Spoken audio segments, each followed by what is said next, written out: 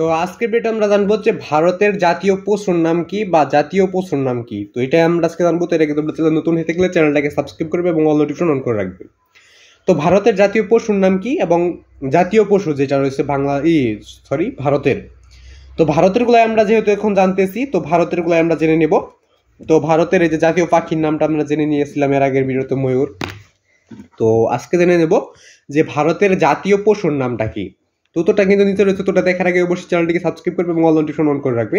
তো তোমাদের মাঝে একটা কথা, সেটা হলো তোমাদের সাপোর্ট ছাড়া আমি ইউটিউবে টিকে থাকতে পারবো না।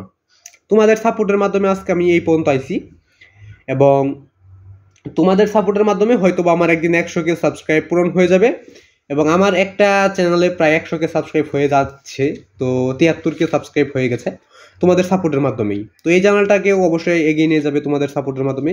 তোমরা সাপোর্ট যদি করো তাহলে আমি তোমাদের মাঝে সক্রিয় অবস্থানে থাকতে পারবো। সক্রিয় অবস্থানে থাকলে কি হবে?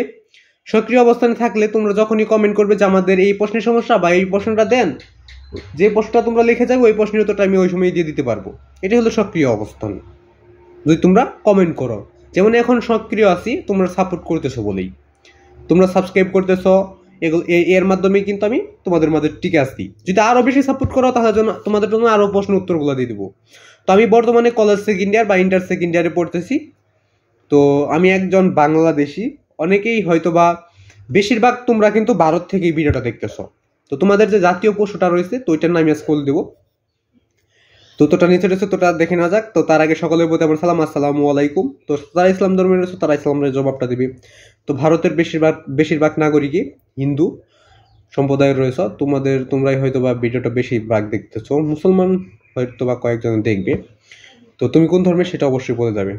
তো ভারতের জাতীয় পশুর নাম হলো বাঘ। বাংলাদেশেরটাও কিন্তু বাঘ। তো বাংলাদেশ এবং ভারতের জাতীয় পশুর নামটা একই, তো আর সবকিছুই কিন্তু ভিন্ন ভিন্ন। তো ভারতের জাতীয় পশুর নাম হলো বাঘ, বর্তমানে রয়েছে বাঘ, আর সবকিছুই ভিন্ন ভিন্ন। তো এটা ছিল বাংলাদেশের জাতীয় পশুর নাম কি বা জাতীয় পশুর নাম। ভারতের যেটা রয়েছে ওটা আজকে জেনে নিলাম। তো তোমাদের সাপোর্টের মাধ্যমে কিন্তু আমি ইউটিউবে টিকে থাকি। তো তাই চ্যানেলটাকে সাবস্ক্রাইব করবে এবং অল নোটিফিকেশন অন করে রাখবে। এবং সকলের প্রতি আমার সালাম, আসসালামু আলাইকুম। তো আজকে এখানে বিদায় নিতে হচ্ছে। খোদা হাফেজ। সবাই ভালো থাকবে, সুস্থ থাকবে, এগুলো আমি শেষ করতে। তো সবাই চ্যানেলটাকে সাবস্ক্রাইব করে নেবে।